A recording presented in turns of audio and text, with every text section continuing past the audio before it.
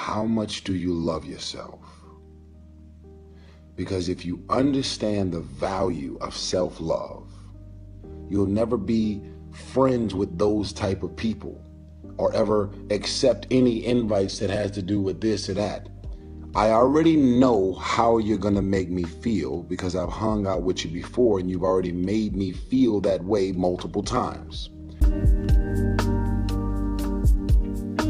I'm desperate for the validation of all of these people being around me, feeding me, feeding me, feeding me. I ain't shit until you tell me that I'm the shit.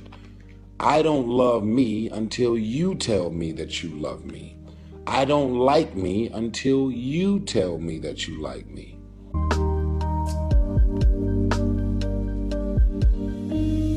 Most of the people out here are running around empty.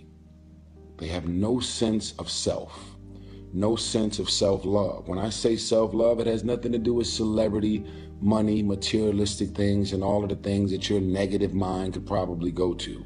It has nothing to do with self-love, it has nothing to do with looks, nothing to do with cars and any of the superficial things that one would assume that could make you love yourself even more.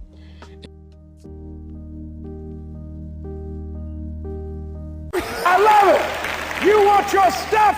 It's necessary you take responsibility for it, that you make it happen, that you don't give up, that you don't take any objection or disappointment or defeats personally, that you keep on keeping on, that you don't decide that I can't make it because you can't see the light at the end of the tunnel, that you realize that's a part of the program. And here's something you've got to resolve. Say this to yourself every day. See, as long as you're breathing, you got a shot at your dream. That's the way I resolve. Say this, please. Not over till I win. Not over till I get through. It's not over till I get over. Not over till I get what I want. Door can't open today, look out. I'm going to come back and take the hinges off. That's how you got to do that. You've got to have that kind of courage, that type of determination. If you want to make it happen, it's you. That you've got to take personal responsibility to make it happen.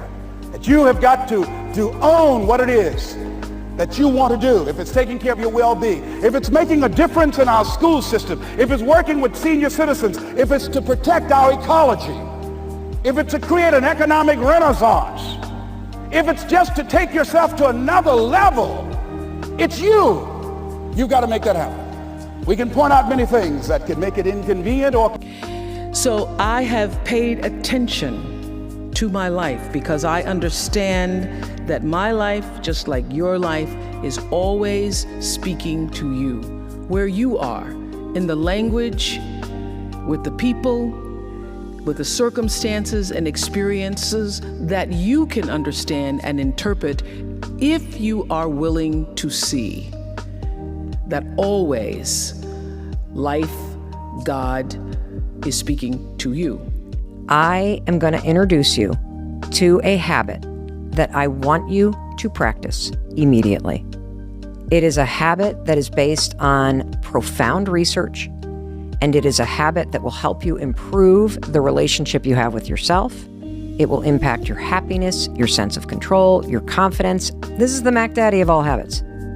You master this habit, you improve the relationship you have with yourself, and this is like the first domino. You know how in dominoes, when you line them up, there's that one domino that, boom, you knock that sucker over and woohoo, I can't even, all the other dominoes fall. So we are talking about the gateway to creating a positive ripple effect in your life and improving the relationship with yourself. And also, it is the secret, this habit, to self-acceptance and self-love.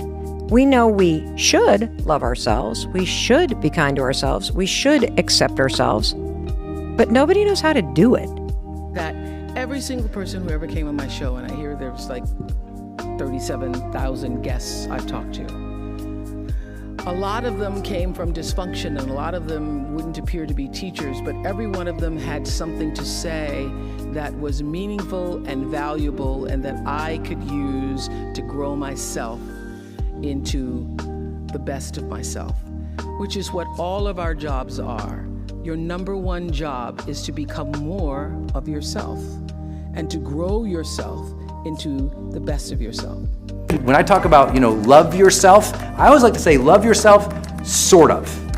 Meaning, there's a lot of people who have a very high mind about themselves. They almost have too much self-esteem or too much pride or such a level of narcissism that they're almost, they're tilting towards that sociopathic level too, and it's like, whoa, they're so confident in themselves and yet they're bad at everything, So that's not what I'm gonna be talking about. I think we should love ourselves spiritually, have a deep caring for the blessing and the gift that we have been charged with, and that's life.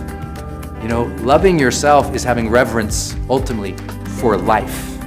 It's not just about, I feel good about myself, It's a deep gratitude for the life that you have, which is hard because you see a lot of people who have a better life than you. I do.